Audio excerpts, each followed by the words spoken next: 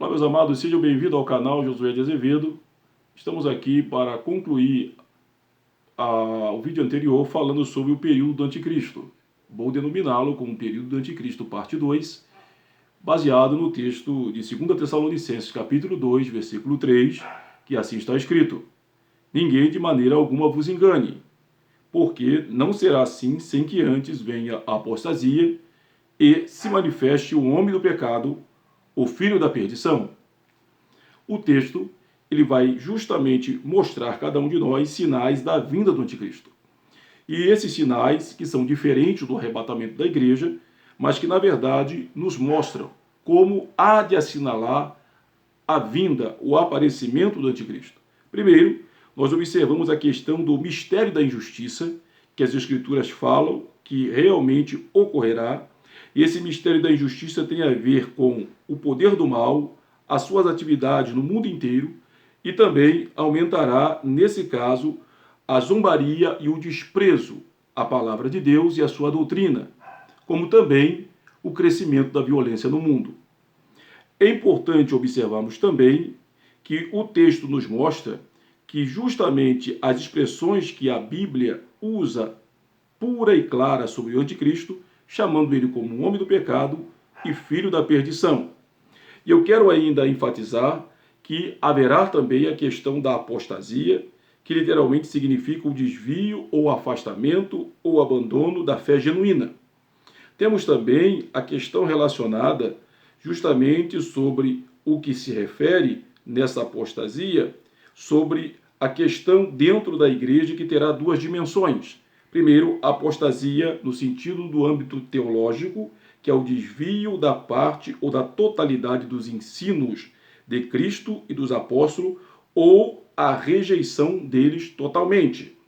Também nós falamos a questão anterior sobre apostasia moral, que é o abandono da comunhão salvífica no que se refere com Cristo e o envolvimento com o pecado e a imoralidade. Observemos também que o tamanho mal que demonstrará a presença, a preparação para o surgimento do anticristo. Quero, nesse rápido ponto, para concluirmos, falar também sobre a atividade do anticristo. É o ponto que nós vamos agora concluir falando sobre o período do anticristo. Ao começar o dia do Senhor, o iníquo aparecerá neste mundo. Trata-se, no meio eruditos da Bíblia, de um governante mundial que fará aliança com Israel por 7 anos, antes do fim da presente era. Leia o livro de Daniel, no capítulo 9, no versículo 27, fala justamente por o povo de Israel não ter reconhecido o Cristo como Messias, eles aceitarão o anticristo como um possível Messias. Ainda é importante enfatizar que a verdadeira identificação do anticristo será conhecida 3 anos e meio mais tarde, quando ele romper sua aliança com Israel, torna-se governante, nesse caso, mundial. Declara-se justamente nesse contexto, ele vai declarar Deus, profanar o templo de Jerusalém. Quem vê isso pode observar no período da grande tribulação que isso ocorrerá, proibir a adoração a Deus, como nós vemos aí no texto de Tessalonicenses, no capítulo 2, versículo 4, 8 e 9, e assolar a terra de Israel, como está em Daniel 9, 27, e também no capítulo 11, no versículo 36 ao 45. Portanto, em Daniel, no capítulo 9, no versículo 27, assim está escrito: E ele firmará um concerto com muitos por 1 semana, e na metade da semana fará cessar o sacrifício e a oferta de manjares, e sobre a asa das abominações virá o assolador, e isso até a consumação, e o que está determinado será derramado sobre o assolador. Então a questão aqui, nós não entramos, que fala sobre a semana de anos, e essa semana ela completa, nesse caso, sobre o período de 7 anos. Cada semana, no conceito comum, ela completa a 69ª, que ainda está faltando, que ocorrerá no período da grande tribulação. Não é o nosso assunto em pauta, mas deixa bem claro que isso ocorrerá no período da grande tribulação. Seguindo então a questão falando sobre o anticristo, é importante observarmos que o anticristo declarará ser Deus, justamente, e perseguirá severamente quem permanecer leal a Cristo. Apocalipse capítulo 11, versículos 6 e 7, e Apocalipse capítulo 13, versículo 7, do 15 ao 18. Também leia Daniel capítulo 7, do versículo 8, versículo 24 e o versículo 25. Exigirá adoração, certamente sediada num grande templo, que será usado como centro dos seus pronunciamentos. Daniel capítulo 7, versículo 8 e 25, Daniel capítulo 8, versículo 4, como Daniel capítulo 11, versículo 31 e 36. O homem aspira a tornar-se divino desde a criação. Isso é importante ser ressaltado. Lá no texto de Tessalonicenses capítulo 2, verso 8, como também Apocalipse capítulo 13, do versículo 8 ao versículo 12. É importante entendermos que isto ocorrerá já no período da tribulação. O homem do pecado fará mediante poder satânico grandes sinais, maravilhas, milagres, a fim de propagar o engano. Leia lá em Tessalonicenses capítulo 2, versículo 9, 2 Tessalonicenses 2, 9. Prodígios de mentira significa que os seus milagres são sobrenaturais, parecendo autênticos, para enganar as pessoas e levá-lo a crer na mentira.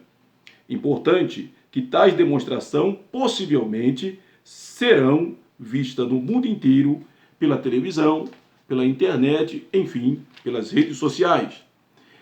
As pessoas ficarão impressionadas, enganadas por esse líder altamente convincente, por não darem a devida importância à palavra de Deus, nem ter o amor às suas verdades.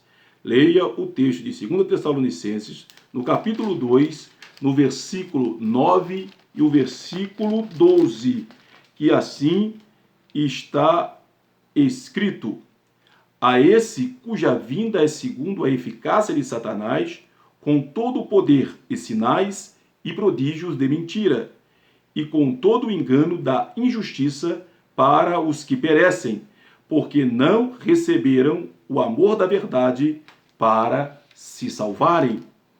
Observemos que a questão de muitas igrejas hoje, elas fazerem propaganda de sinais e falarem pouco sobre a salvação, sobre o arrependimento do pecado, sobre a santidade e sobre uma vida com Deus, ou melhor, sobre o novo nascimento.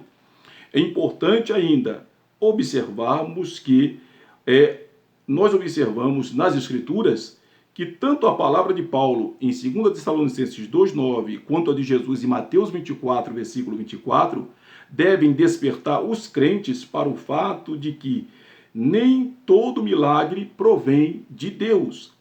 Aparentes manifestações do Espírito, como você pode ler lá em 1 Coríntios, no capítulo 12, do versículo 7 a 10, ou fenômenos supostamente vindos da parte de Deus, devem ser provados à base da obediência a Cristo e às Escrituras por parte da pessoa atuante.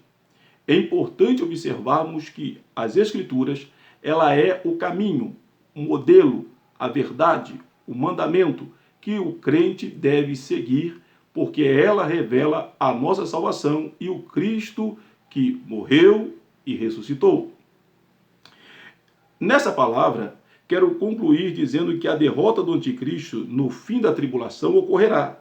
Satanás congregará muitas nações no Armagedon, sob o comando do anticristo, e guerrearão contra Deus e o seu povo numa batalha que envolverá o mundo inteiro.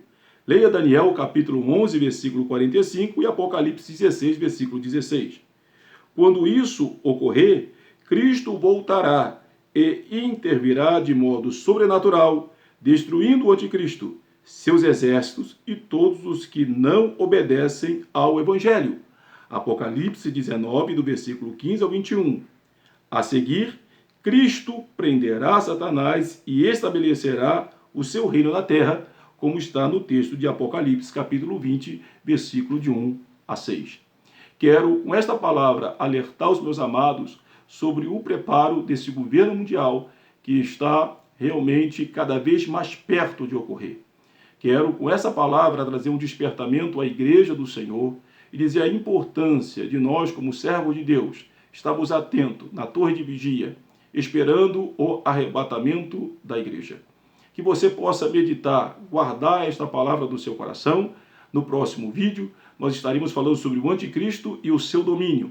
Que você possa meditar nesta palavra e que o Espírito de Deus venha falar de perto ao seu coração.